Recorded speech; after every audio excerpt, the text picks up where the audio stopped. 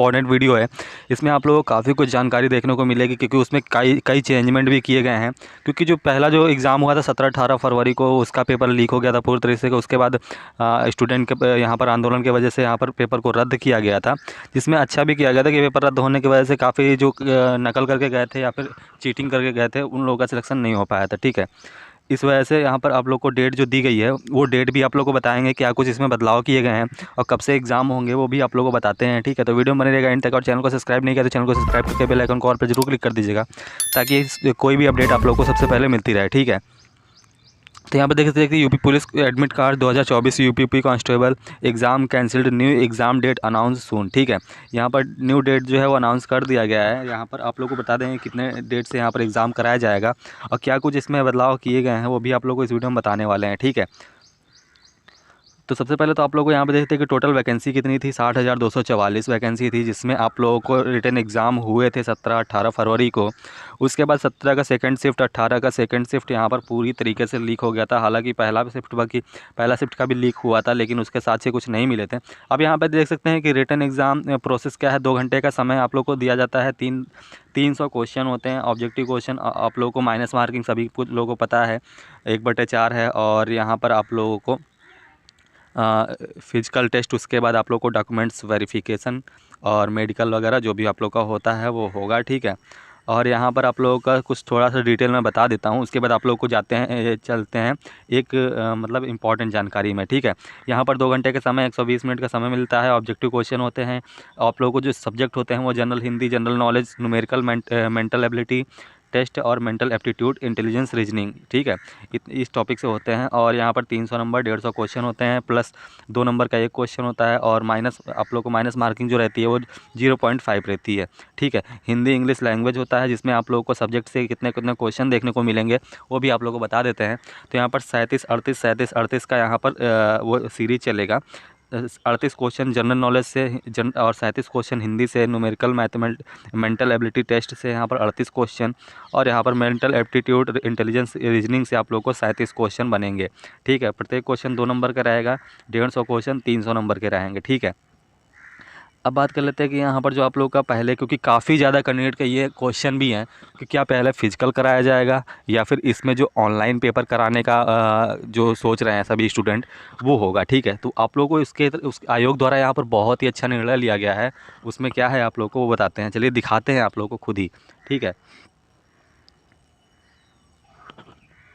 अब यहाँ पर बताइए, मैं काफ़ी दिन से ये चिल्ला रहा था, काफ़ी दिन से ये वीडियो बना रहा था, काफ़ी दिन से ये भी बता रहा था कि पहले यहाँ पर ऑनलाइन एग्ज़ाम हो सकता है और पहले यहाँ पर फिजिकल हो सकता है। ठीक है, तो यहाँ पर काफ़ी कैंडिडेट जो है वो मुझे ट्रोल कर रहे थे, कि मुझे गलत बता रहे थे कि यहाँ पर नहीं, ऐसा नहीं हो सकता है, बिल्कुल नहीं हो सकता है। तो आप लोगों को बता दें, मैंने उसमें वीडियो में बताया भी था कि यहाँ पर हो भी सकता है, क्योंकि उसमें आयोग द्वारा यहाँ पर कुछ भी निर्णय लिया जा सकता है। मान लीजिए, क्योंकि आप लोगों को जो पहले एग्ज़ाम हुए उसमें पेपर लीक हो जाता है, तो उसमें आप लोगों को पता है कि डीजी हटा दी गई हैं उस काम से।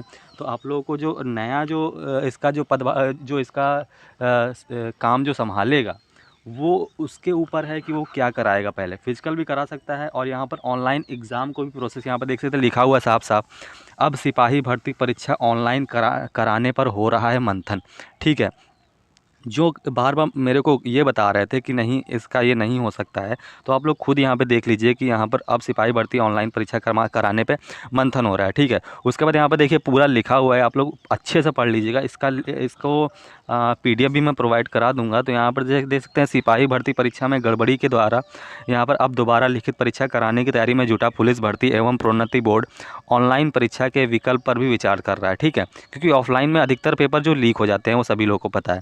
उसके बाद लिखित परीक्षा का फुल प्रूफ बनाने के लिए सारी संभावनाओं को टटोल रहे हैं। ऐसे में यदि परीक्षा कराने की जिम्मेदारी किसी अन्य सरकारी संस्थान को दे दी जाती है तो हैरानी की बात नहीं होगी। ठीक है, दरअसल अधिकारी इस बात को लेकर हलकान में है कि दोबारा परीक्षा आयोजित करने में गड़बड़ी से कैसे बचा जाए, क्योंकि सभी लोगों को पता है कि 50 लाख बच्चे हैं, कहीं ना कहीं से ऑफलाइन अगर फिर से एग्ज़ाम होगा तो पेपर लीक के चांसेस थोड़े बनते हैं। ठीक है, इसलिए ही ऑनलाइन कराने के भी विचार हो रहा है। दोबारा परीक्षा कराने के लिए कई विकल्पों पर विचार किया जा रहा है, जिसमें आप लोगों को बता दें कि यहाँ पर जो एजेंसी है उनको काम देने के लिए भी यहाँ पर हिम्मत नहीं जुटा पा रही है अधिकारी। ठीक है, कि फिर से काम दिया जाए, कहीं फिर से लीक ना हो जाए। दूसरी बात यहाँ पर आ जाती है कि दिल्ली पुलिस आदि की तरह परीक्षा कराने वाली ऐसी किसी संस्थान की सेवाएं लेनी चाहिए। बिल्कुल सही बात है यहाँ पर, जिनके पास गड़बड़ी आदि पर अंकुश लगाने का पुख्ता इंतजाम है। जैसे आप लोग सभी जानते हैं कि दिल्ली पुलिस हो या फिर एसएससी वगैरह जो सेंट्रल लेवल के एग्जाम होते हैं उसमें भी ऑनलाइन सब कुछ होता है, तो उसमें गड़बड़ी नहीं हो पाती है ज़्यादातर, ठीक है। तो यहाँ पर आप लोगों को उस तरह से ऑनलाइन एग्जाम कराने पर भी विचार चल रहा है। दूसरी बात सबसे मेन जो मैंने बताता था कि यहाँ पर पहले शारीरिक दक्षता परीक्षा कराने पर भी विचार चल रहा है। अब यहाँ पर बताइए जो स्टूडेंट हैं वो बोल रहे थे कि नहीं हो सकता है, अब बताइए इनको क्या जवाब देंगे। तो ये आयोग है, ठीक है। यहाँ पर एग्ज़ाम भी पहले कराया जा सकता है और फिजिकल भी कराया जा सकता है, हम उसे रोक नहीं सकते हैं, हमको दोनों चीज़ के लिए तैयार रहना ज़रूरी है, ठीक है। तो यहाँ पर पहले शारीरिक दक्षता कराने पर भी विचार चल रहा है, पहले फिजिकल भी हो सकता है, इतना ध्यान रखिएगा। कुछ अधिकारी ऑनलाइन परीक्षा कराने के पक्ष में भी हैं, लेकिन इसके लिए बड़ी संख्या में कंप्यूटर सेंटरों की आवश्यकता बनानी पड़ेगी। जाहिर सी बात है कि आप लोग को 6 महीने का समय दिया गया है, 6 महीने के अंदर भी एग्ज़ाम कराने हैं, तो उसमें आप लोगों को 50 लाख बच्चों के लिए सेंटर बनाना भी बहुत मुश्किल होगा। तो यहाँ पर थोड़ा टाइम और ले सकती है, जिसके हिसाब से आप लोगों को पहले फिजिकल कराया जा सकता है, उससे भी काफ़ी कैंडिडेट जो हैं वो बाहर जा सकते हैं, ठीक है। तो यहाँ पर आयोजित कराने के लिए पूर्व 2 वर्ष आयोजित दरोगा भर्ती की ऑनलाइन परीक्षा में तमाम गड़बड़ियाँ सामने आ चुकी हैं, जिसके बाद परीक्षा केंद्र बनाए गए कंप्यूटर केंद्रों के संचालकों के खिलाफ मुकदमे भी दर्ज हुए हैं, ठीक है। तो यहाँ पर इतना कुछ लिखा गया है, तो आप लोगों को एक चीज़ ध्यान रखना है कि यहाँ पर आयोग कुछ भी निर्णय ले सकता है। वो आप लोग के यहाँ पर पहले फिजिकल भी करा सकता है और पहले रिटर्न भी करा सकता है। तो हम लोग क्या करना है कि दोनों चीज़ के लिए तैयार रहना है। अब यहाँ पर कुछ स्टूडेंट जो हैं वो ये सोच रहे होंगे कि अगर हम रनिंग करने लगेंगे तो उनका रिटर्न कमज़ोर हो जाएगा।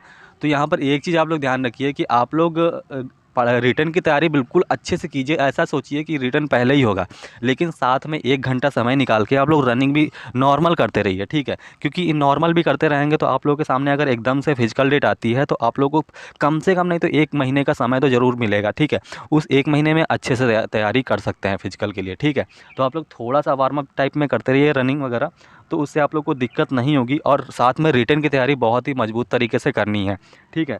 इसके लिए आप लोग को तैयार रहना है, क्योंकि आयोग कुछ भी निर्णय ले सकता है। अब आप लोग को दिखा देते हैं कुछ बेसिक डिटेल, ठीक है। इतना ये आप लोग देख लीजिएगा। गाइज़ अब जो बताने जा रहे हैं वो बहुत ही ध्यान से देखिएगा, क्योंकि बहुत ही इंपॉर्टेंट है ये।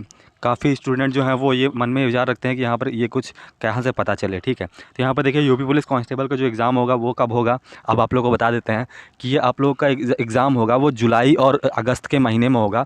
जुलाई के लास्ट या अगस्त के फर्स्ट वीक में आप लोग का एग्ज़ाम यहाँ पर होंगे, ठीक है। तो जुलाई अगस्त के लिए बिल्कुल तैयार रहना है आप लोगों को। और दूसरी बात यहाँ पर आप लोगों का डेट जो रहेगा वो आप लोग को डेट जो रहेगा वो आप लोग को यहाँ पर 21 जुलाई से लेकर से आप लोगों को 10 अगस्त के बीच में आप लोग का एग्ज़ाम होगा, ठीक है। और दूसरी बात यहाँ पर आप लोगों की जो रहेगी ये कि यहाँ पर फिजिकल या फिर पहले रिटर्न, तो यहाँ पर आप लोगों को दोनों के लिए तैयार रहना है, जिससे आप लोगों को कोई दिक्कत ना हो अगर पहले फिजिकल हो जाता है तो, ठीक है। बाकी आप लोग पहले मैंने बता दिया था कि 17-18 फरवरी को बहुत ही धड़ल्ले से यहाँ पे पेपर जो लीक हुए थे टेलीग्राम व्हाट्सएप ग्रुप में, यहाँ पर अलग अलग माध्यमों से, तो उसके हिसाब से पेपर को रद्द किया गया था। 6 महीने का तुरंत समय दिया गया था। अब 6 महीने में एग्ज़ाम कराना, बिल्कुल नए सेंटर बनाना, वो भी अगर यहाँ पर अगर ऑफलाइन कराती है तो फिर से ऐसा पेपर लीक ना हो, ऐसे क्या गारंटी है, ठीक है।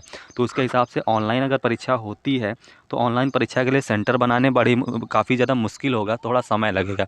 तो उसके हिसाब से पहले फिजिकल करा भी सकती है आयोग, तो उसके लिए हमें तैयार रहना है बिल्कुल अच्छे से दोनों तरीके से। तो आप लोग थोड़ा बहुत रनिंग करते रहिएगा, ठीक है।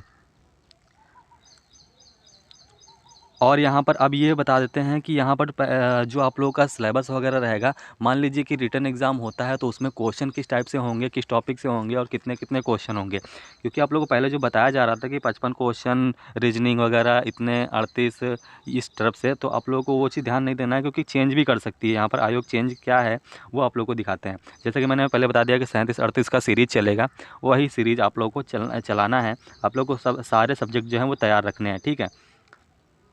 उसके बाद अब ये भी कैंडिडेट जो हैं वो ये भी सोच रहे हैं कि यहाँ पर रिटन एग्ज़ाम मान लीजिए क्वालिफाई कर लेते हैं या फिर पहले फिजिकल क्वालिफाई कर जाते हैं, तो उसके बाद प्रोसेस क्या है, तो अभी आप लोग को प्रोसेस दिखाते हैं, पूरा complete process. UP police constable requirement 2024, ठीक है। 10th और 12th यहाँ पर 10th 12th यहाँ पर फॉर्म के लिए मांगा गया था। 18 से 25 साल एज थी, जिसमें आप लोग को कैटेगरी वाइज SC ST के लिए, OBC के लिए 3 साल 5 साल की छूट थी। 60,244 वैकेंसी थी। और एप्लीकेशन मोड जो था वो ऑनलाइन फॉर्म भरने थे। सिलेक्शन प्रोसेस जो है वो आप लोग का written test, documents verification, physical efficiency, medical, ठीक है। ये थोड़ा सा ऊपर नीचे लिखा हुआ है। पहले आप लोगों को बता दें कि पहले रिटन होता है, फिर आप लोगों का फिजिकल होता है, फिर आप लोगों का मेडिकल होता है, फिर डॉक्यूमेंट्स वेरिफिकेशन होता है, ठीक है। लेकिन यहाँ पर अगर पहले फिजिकल अगर होता है तो उसके बाद आप लोग को सेकंड में रिटन होगा, ठीक है, इतना ध्यान रखिएगा। उसके बाद आप लोग का मेडिकल होगा, फिर आप लोग का डॉक्यूमेंट्स वेरिफिकेशन होगा। सैलरी आप लोग को 21,700 रुपये रहेगी। ऑफिशियल वेबसाइट आप लोग को लिंक डिस्क्रिप्शन में दे देंगे, वहाँ से भी आप लोग देख सकते हैं।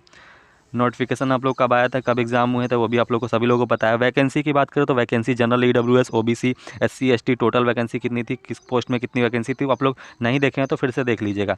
24,102 जनरल के लिए थी, 6,024 EWS के लिए थी, SC के लिए 12,650 थी, OBC के लिए 16,264 थी, ST के लिए 1,204, टोटल वैकेंसी 60,244 थी, ठीक है।